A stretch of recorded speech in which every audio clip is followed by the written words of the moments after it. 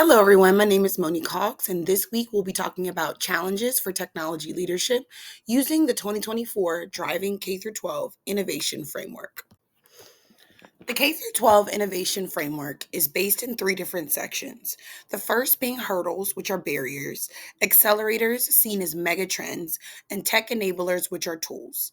Innovation is imperative for technology integration to be successful in K through 12 schools. Technology integration is built on innovation, and it really needs it in order for it to reach the success that it has the potential to do so within these classrooms. Our hurdles fuel the accelerators. It gives us a viewpoint of, okay, we know what's wrong. What could we do to push it along? And then we're able to think of the tech enablers, which kind of bring it all together and really create the environment that we're looking for within these classrooms. Something that made this innovation framework very easy to follow along with is that there are three different sections, as mentioned: hurdles, accelerators, and tech enablers. And then within each of these sections, there are three of each. So we'll go over each of those right now. So the hurdles. First is attracting and retaining educators and IT professionals. That is a nationwide issue. Teachers are just not staying in the classroom anymore. As someone who is a teacher that is seeking this degree to get out of the classroom, I can tell you that it's definitely because we are burnt out and we are not paid enough. So tenured teachers are tired, and then Gen Z, this new generation, they're just not interested in coming into the classroom. In order for you to really be able to maintain an effective environment, a successful, innovative environment, you have to create a culture where teachers feel heard. You got to rethink the role of a teacher, and you have to offer something to teachers. If it's not going to be more money and salary, you have to offer them some form of debt relief. The second hurdle, ensuring cybersecurity and safety online. So there's a lot of fear, especially within adults, to kind of allow students to explore on the internet because they feel like something bad is going to happen. There needs to be systems that are built to protect and avoid this fear because ransomware and malware attacks are very, very real. We also have to be willing to teach students how to use these things. We can't just be so scared and shelter them, and then they don't know anything about how to use and navigate on the internet. And really teaching them about data privacy and digital equity. The third is scaling innovation and inertia of education systems. Simply put, school systems want to remain unchanged. They don't want to change anything.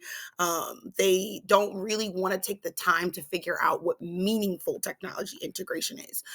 They have the desire to have it and to say they have it, but they don't really want to do the work to connect it to professional development, and to be flexible and to be open to change. So now that we're aware of our barriers, we're going to move on to our accelerators or our mega trends, the things that start to shift the tide, the things that begin to turn things around and move us into the direction of innovation. The first being changing attitudes toward demonstrating learning. So because teachers are tired, they don't want to rethink what the classroom looks like. They don't want to rethink what students look like and the type of learning experiences that they need to be successful. But we really have to equip students with real world experience. And that means project-based learning, problem-based learning, because this helps them with critical thinking. This helps them with creativity. We also have to be willing to go the extra mile to adapt their assessments to fit them, to give them personalized learning. All of that will bring about more innovation and more life into our technology integration and the way we see our students. We also should be using UDL. We should be using universal design for learning and really beginning to change how we see our students in general. The second is building human capacity of leaders. Simply put, there needs to be more leadership roles. You have to strengthen the professional community that you have and really work within. So this really is a charge for our leadership, our administration, to provide teachers with exciting experiences. We don't get excited about professional development because we don't feel like we're really going to be challenged or we're really going to be taught anything new. And in order for us to feel excited, us as teachers to feel excited, we need to be given the support and be given these leadership roles to take on. And finally, learner agency. So we have to establish a culture of inquiry and creativity, and we need to trust learners with the tools. So going back to changing our attitude about how we see learning, learner agency has a big part to do with that, because in order for students to be able to have these real world experiences, they have to learn by experience. And in order for them to do that, we have to trust them. We can't just go to the traditional teaching model of, I'm going to tell you what you need to learn, and then you're going to take notes, and then you're going to take a test. No, we really have to think outside the box and trust our students a little bit more with their experiences. We've identified the trends, and so now we get to the tools. What are the tech enablers that are going to put all of this into motion? The first is generative artificial intelligence. Now, as we know, that basically means that machines are performing learning or problem solving. And I would love for us to be able to find a sustainable way to use AI so that we really are thinking about how it affects the environment and using it in moments when we really need it, and that will really benefit students, and providing clear guidelines around it, because that also makes it more sustainable when we're just not overusing it. We know exactly what we're looking for out of AI, so we can just go there with those specific guidelines and get what we need from AI. The second is analytics and adaptive technologies. So, data analysis is very, very important. Consistent data analysis is even more important. And being able to have tools that adapt to students, that falls right in line with UDL, Universal Design for Learning, being able to provide them with the assistive technologies that they need in order to really make it a personalized experience for them. Another important part here is that data must be readable to all. It needs to be readable for teachers and for students. Everyone should be able to look at data so that it can drive instruction, it can drive assessment, it can drive all of these things. If teachers and students can't understand the data, then it just becomes null and void. There's nothing for you to do with it if you can't understand it. And data really does go in hand with instruction and with the technical use of everything. Lastly is our rich digital ecosystems. Everything should be interconnected, well planned, secure, collaborative, efficient, supportive, and easy to use. You really have to create a sense of urgency for your teachers, because you want them to be innovative and implement these technologies, but you also have to be patient.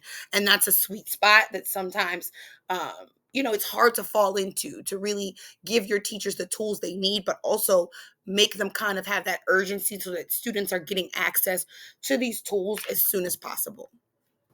After comparing the national framework to that of my own workplace, these are some of the hurdles that I've identified when it comes to driving innovation.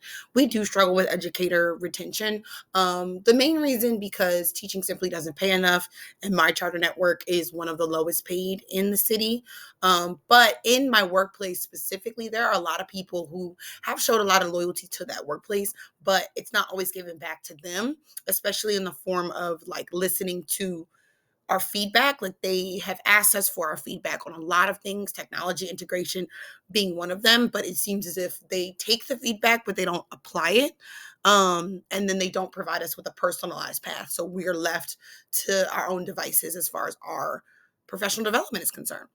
The second is providing students with experiences. um Teachers don't want to allow the students to take risks.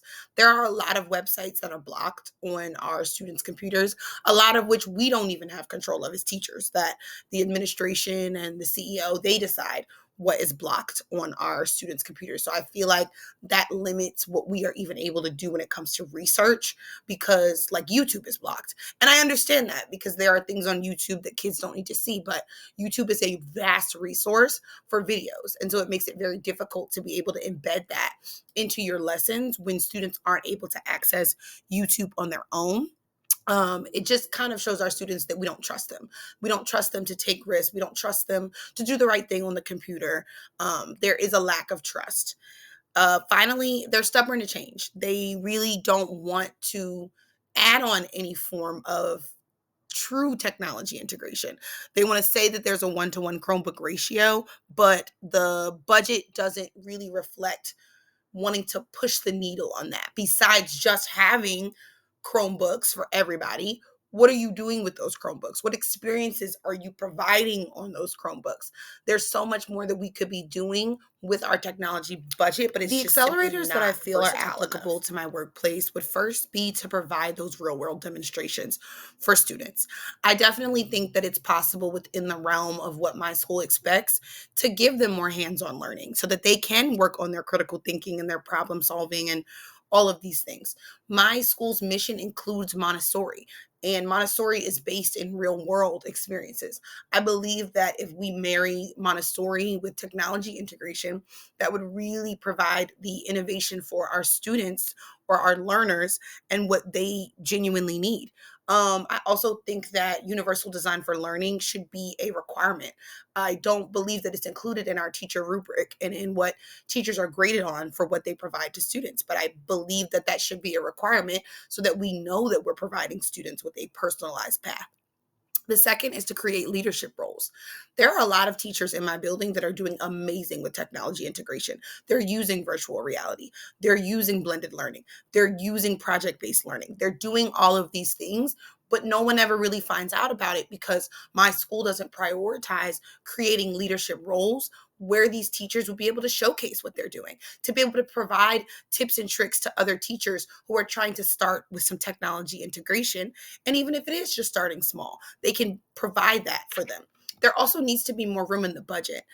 They need to create a budget specifically for additional tools, not just Chromebook repairs, but so that students can have virtual reality experiences, or there are paid programs where students can do more hands-on demonstrations and things of that nature, just being more intentional. And lastly, letting students experiment. As I alluded to earlier, we don't really provide our students with the opportunity to just explore. Like we don't teach students how to have that digital safety. We take from them and then we tell them what they can use, and that doesn't make them feel like we trust them. And so I believe if we let them experiment, if we truly just let them learn by just trial and error, that if we monitor them closely, we would make sure that they're safe, but we have to give them the opportunity to try. And finally, the practical tech enablers for my workplace. Our CEO recently announced that we have access to Magic School AI. Now, that's actually something that I learned about within our program last year. And it really does create an automation for teachers when it comes to grading and prompt writing and rubric creating and things of that nature. So I do feel like that is a step in the right direction. They didn't really provide any training on how to use it. He just told us like this is what we can use. So I do think it would have been a bit more helpful to have some training around it for those that are not as like familiar with it, but I do believe that it is a step in the right direction. The second is to maintain consistent analysis. We do data analysis. I will say that my school does require that we do data analysis, but I don't believe that there's weekly guidelines. I also don't believe that this information is being shared with families and students as often as it should be, because at the end of the day, how do the students get better? How do the learners get better if they don't know how they're doing? They have to understand it. And so I know that teachers do their analysis of the data and leadership does their analysis of the data, but how often are we sharing this with our stakeholders? How often are we sharing this with our families? Finally, we need to collaborate among schools. There are 3 schools in my charter network, and we rarely, if ever, get together. The only times we get together is maybe quarterly, and that's just for professional development. We're not actually collaborating or speaking or talking, oh, what are you doing at your school? What are you doing at your school? And so it creates this divide amongst the 3 schools when I feel like there are amazing things happening across our entire network. And if we aligned on a vision for technology integration, I just think that we could be so much more powerful in the city, and we would be creating the leaders of this country, honestly. In conclusion, we want to keep the end goal in mind. Backwards design is something that has come up quite frequently in this coursework and in my coursework as a teacher, and I feel like that is applicable when it comes to technology integration also. The end goal is for students to learn, for students to shift and become learners and have that agency. And so if we keep that in mind, then we'll be able to create an experience for them that is innovative because we're thinking about them and what they need. We got to focus on the 6 C's: communication, creativity, collaboration, critical thinking, citizenship, and character. I want to focus on the last 2. I know we talk about the first 4 a lot, but citizenship, I think that goes back to thinking about how do we create digital equity? How do we create digital safety classes for students so that they are taking on this citizenship as a digital citizen and maintaining that strong character on the internet. Students have access to the internet when they're not with us. So we have to give them these opportunities when they are with us to try it out so that they know the type of character that they have when they're on the internet. Allocate innovative funds. We have enough funding to fix our computers, but we don't have enough fund to really accelerate what we want to do with students in the classroom with technology integration. And finally, transform to innovate. There's about 80% at my school that we could keep. There are a lot of blended learning models we could keep. The 1-to-1 Chromebook ratio we can keep. Google is a very safe place. We can keep that. But the 20%, we got to focus on changing and elevating what it looks like, creating guidelines around technology integration, making sure that students have more of the agency and more of the opportunities to learn, and just taking all of that into consideration.